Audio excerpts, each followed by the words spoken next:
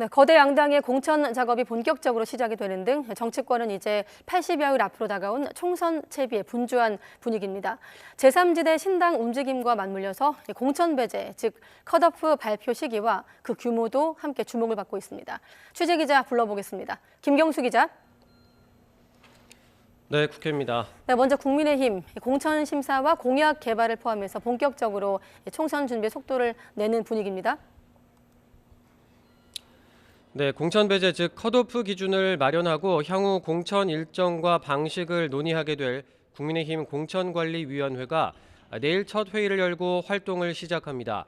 이에 앞서 오늘 국민의힘은 국민이 원하는 정책과 공약을 준비하겠다며 총선 공약 개발 본부를 띄우는 등 총선 체제에 박차를 가하는 모습입니다.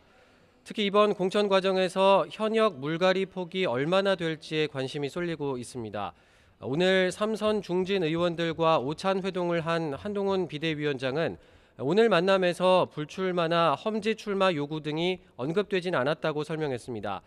다만 그동안 한 위원장이 헌신을 강조해온 만큼 앞으로 현역 물갈이 폭이 앞서 인효한 혁신위가 제시했던 20%를 넘어설 거란 관측도 일각에선 나오고 있습니다. 한편 한동훈 위원장은 민주당을 겨냥한 공세 수위도 끌어올리고 있습니다. 비례대표제 개편과 관련한 입장을 명확히 밝히라고 압박하는 동시에 민주당이 이재명 대표 피습 사건과 관련해 근거 없는 음모론을 제기하고 있다고 비판했습니다. 민주당은 이 대표의 이 피습 사건과 관련해서 희한한 음모론들을 계속 이어가고 있습니다.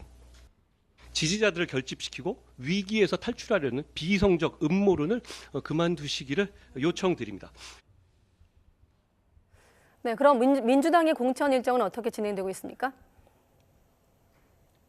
네, 민주당은 오늘부터 오는 20일까지 총선 후보자 공모를 받고 이후 적합도 조사, 면접 등을 거쳐서 다음 달 초에 컷오프 대상을 확정할 예정입니다. 앞서 재판을 받는 사람 등 부적절한 인사들이 민주당 예비후보 검증을 통과했다는 논란이 일었는데요. 홍익표 원내대표는 이에 대해 예비후보 검증은 일종의 자격심사라면서 공천관리위원회에서 더 강도 높은 심사가 있을 거라고 오늘 아침 라디오 인터뷰에서 밝혔습니다. 공천 등 당내 현안이 적지 않은 가운데 지난 10일 병원에서 퇴원한 이재명 대표는 아직 자택에서 회복에 전념하고 있습니다. 당무 복귀 시점은 정해지지 않았지만 민주당은 이번 주에 복귀할 가능성이 있는 것으로 보고 있습니다. 대표님께서 최고위원분들한테 복귀 요청 관련한 얘기 전달하시거나 한 게 있었어요? 공식적으로 확인해 보지는 않았고요. 이번 주 중에 복귀하실 가능성이 있는 걸로 그렇게 말씀드리겠습니다. 한편 민주당은 정부가 이재명 대표 피습 사건을 축소, 은폐하려 했다는 의혹을 제기하고 있는데요. 민주당 당대표 정치테러대책위는 오늘 기자회견을 열고 이 대표 습격 피의자의 신상 공개 여부 재심의를 경찰에 공식 요청했습니다. 네, 총선 앞두고 신당을 만드는 등 제3지대 움직임도 활발한데 이 부분도 알려주시죠. 네, 민주당을 탈당한 이낙연 전 대표가 추진하는 가칭 새로운 미래는 내일 창당 발기인 대회를 엽니다.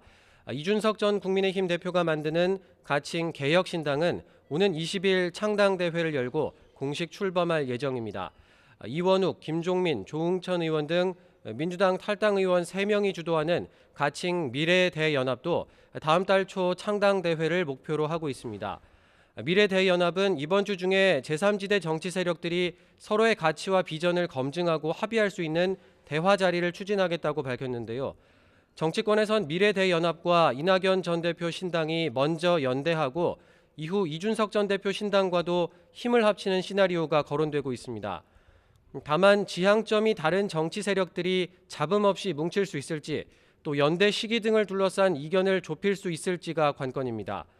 또 향후 신당에 합류하는 현역 의원 규모에 영향을 미칠 수 있는 만큼 거대 양당의 공천 컷오프 발표 시기 역시 주목받고 있습니다. 지금까지 국회에서 전해드렸습니다.